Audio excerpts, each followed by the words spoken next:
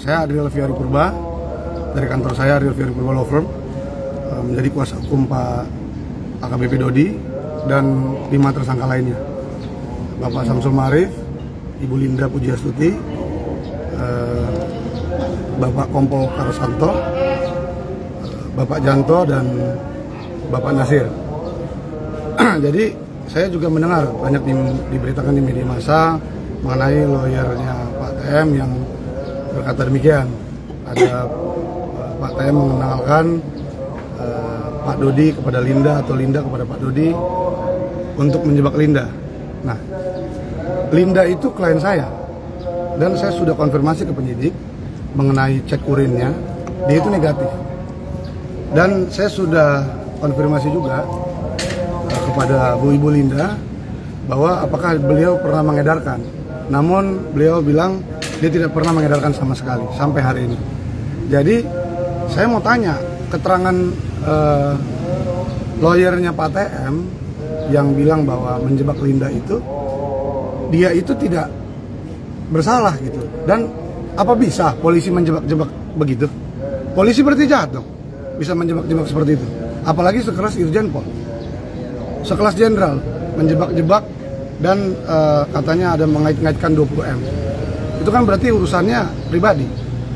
Urusan pribadi menjebak, apa itu benar? Dibenarkan di kacamata hukum kita. Ya. Itu yang pertama. Yang kedua, pada saat ini penjelasan klien saya ya, Ibu Linda, dan saya cross check juga ke Pak AKBP Dodi dan Bapak Samsul Ma'arif. Saya cross check semuanya. Saya kan pengacara ke-6 tersangka tersebut. Jadi otomatis saya kan mendampingi pada saat pemeriksaan semuanya. Saya dan tim kuasa hukum dari kantor saya kan. Nah, itu semuanya memberikan keterangan bahwa Bapak Teddy Minahasalah yang menjadi otak atas skenario semua rentetan peristiwa ini. Ya, ini penjelasan dari klien saya semua tersangka 6-6-nya ya. Jadi kalau dibilang saya klien saya itu ada urusan sama Linda masalah 20M. Nah, pada saat Pak Teddy Minahasa mengenalkan Ibu Linda kepada Pak Dodi, itu Pak Dodi bukan lagi menjadi Kapolres Bukit Tinggi. Itu TR-nya baru keluar. Dia sudah menjadi anggota logistik Polda Sumatera Barat. Nah, dia suruh mengungkap dan menangkap Linda, yang sementara itu bagian narkoba. Kenapa Pak Teddy tidak menyuruh aja di narkoba Polda Sumbar? Kenapa harus Pak Dodi? Yang notabene dia adalah anggota logistik Polda Sumbar. Apa masuk logika? Gitu loh. Apa masuk logika seorang anggota logistik disuruh ungkap narkoba dengan menjebak Linda, klien saya juga. Nah, kalian yang menilai itu, gitu loh. Statementnya benar apa tidak, gitu loh. Bisa di cross check juga nanti, kita akan buktikan semua di pengadilan. Bang, jadi menurut abang ada kejanggalan bang? Kejanggalan, sangat janggal. Sangat janggal, sangat dibuat-buat. Dugaan saya ya, ini dugaan saya. Sekali lagi ini semua penjelasan dari semua klien saya. Saya sudah cross check mereka semua. Itu kan saya selalu mendampingi. Bilang Pak Dodi Minahasa adalah otak dari ini. Sebenarnya perintahannya apa sih bang terhadap para tersangka yang lain? Ya, saya tidak bisa juga menceritakan segala-galanya hari ini karena kan masih kami dalami. Kami di kantor hukum saya sudah membuat tim khusus untuk mendalami ini semua. Namun intinya adalah saya dari penjelasan klien saya ini, Pak Teddy ini memerintahkan memang untuk menyisihkan seperempat. Dia minta seperempat dari 41,4 kilo yang dirilis yang diungkap oleh Polres Bukit Tinggi. Pada saat itu memang Kapolresnya masih Pak Dodi. Terus saya lupa itu persisnya tanggalnya, namun kalau nggak salah bulan Juni itu Pak Teddy minta kepada AKBP Dodi untuk menyisihkan sitaan. Dan Pak Dodi, ini jelas ya, tegas saya bilang ya, Pak Dodi sudah menolak perintah atasan yang salah. Dia bilang siap, tidak berani jenderal. Nah, itu katanya Pak Dodi itu ada dalam chatnya di WhatsApp yang bisa ditanya mungkin kepada penyidik, itu kan kewenangan penyidik untuk barang bukti ya, chat dan segala macamnya. Nah, dia sudah coba untuk menolak, tapi terus didesak oleh Pak Teddy Minahasa.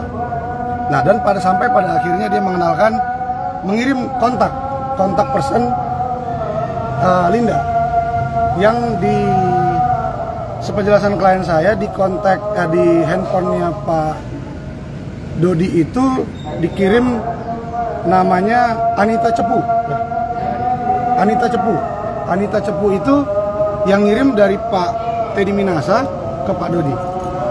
Nah, setelah dikirim, dia memerintahkan Pak Dodi untuk menghubungi Linda yang alias tadi Anita Cepu tadi untuk bawa barangnya ke Jakarta dan ya otomatis menjual. Ini penjelasan klien saya, bukan dari saya. Nah, jadi pada prinsipnya ya itu tadi yang saya bilang. Jadi otak seluruh mahakarya ini, seluruh rentetan peristiwa dari awal mula Pak Teddy sampai ke jaringannya, itu semua adalah otaknya Pak Teddy Minahasa. Penyisihan yang diminta, sepenjelasan klien saya ulangi.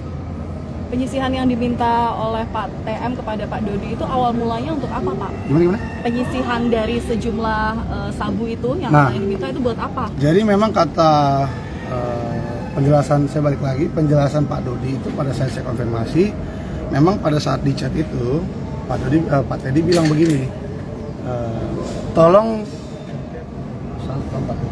dipisahkan seperempat untuk bonus buat anggota, katanya begitu. Itu ujar Pak Teddy ya, kalimat langsung dari Pak Teddy di chatnya Pak Dodi, di handphone Pak Dodi. Cuman saya tidak tahu tanggal persisnya, saya lupa. Nah, nanti coba saya dalami lagi. Nah, itu maksudnya saya juga kurang paham tuh, belum saya dalami lagi. Apakah itu sabunya yang buat anggota atau hasil penjualannya? Ini kan berdugaan kan? Saya belum tahu nih. Bang, lantas kan tadi ada penolakan dari Pak Dodi untuk menyisihkan, tapi lantas pada akhirnya ada 5 kg yang tersisi gitu. Nah, itu bagaimana ceritanya sampai akhirnya tersisi 5 kg? Nah, sepenjelasan Pak Dodi memang penuh desakan, tekanan, dan akhirnya dia menjalani perintah tersebut dengan itu keadaan overmark itu, keadaan tekanan itu. Jadi walaupun dia dalam hatinya menolak, namun ya dia bilang begini, gua ini Kapolres Bukit Tinggi, dia Kapolda Sumatera Barat, ya, yang jelas-jelas dia pimpinan tertinggi gua. Nah, saya sudah coba menolak dengan saya tidak berani, Jenderal. Buat apa, Jenderal? Saya tidak berani. Berkali-kali dia ngomong seperti itu. Namun ya pihak Pak Teddy, ini penjelasan dari Pak Dodi ya, pihak Pak Teddy tetap mendesak dan akhirnya dia terima, dijalankan perintahnya. Agar ya itu loyal tadi, dia kan loyal dengan pimpinannya. Gitu. Ya, maka dari itu dia melaksanakan perintahnya. Walaupun dia tidak punya niat, ingat saya tekankan, dia tidak punya niat, tidak punya main saya. Makanya dia meminta Arif, tangan kanannya, untuk menjalankan perintah tersebut, sampai dengan mentukar tawas dengan sabu itu Arif semua. Walaupun tetap ya Arif ini juga menolak loh. Ingat loh, Arif ini juga menolak. Bahkan mereka ribut di situ. Arif dan Dodi itu ribut. Saya tidak berani, Bang. Saya punya anak istri dan segala macam. Kalau ini masalah seperti gimana? Ya ini perintah Pak TM, tolong lu jelaskan. Jadi dia juga nggak mau juga, tapi mau gimana? Perintah Pak Teddy. Ini penjelasan dari Arif. Langkah hukum selanjutnya, Bang? Nah, jadi langkah hukum paling dekat, izin menjelaskan, Bang. Langkah hukum paling dekat mungkin hari Senin kami akan bersurat ke LPSK, Lembaga Perlindungan Saksi dan Korban, untuk pastinya minta perlindungan hukum terhadap klien kami.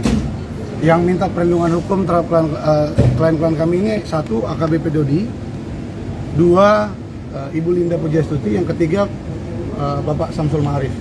Karena 3 orang ini adalah saksi kunci yang bisa menjelaskan secara gamblang bagaimana peran Pak Teddy. Karena langsung berkaitan, langsung WA langsung, seperti Pak Teddy langsung WA Linda. Ya, ini penjelasan Pak Dodi ya, dan penjelasan Ibu Linda setelah saya cross check. Dan perintah langsung dari Pak Teddy ke AKBP Dodi. Gitu. Jadi kami akan mengajukan juga justice kolaborator kalau LPSK pengajuan kami diterima. Bang, kalau soal penggantian tawas tadi, sabu ke tawas itu emang itu inisiatif dari Bapak Arief sendiri atau emang ada perintah? Oh tentu tidak, itu perintah. Perintah Saya terangkan sekali lagi, penjelasan Pak Dodi, Pak Arief dan Bu Linda itu perintah. Itu perintah Pak Teddy. Ya, saya ingatkan ini penjelasan dan pada saat saya mendampingi ya di BAP semua menjelaskan seperti itu. Itu perintah Pak Teddy dan ada dalam chat. Mas tukar sabu dengan tawas. Ya. Seperempat, mintanya seperempat.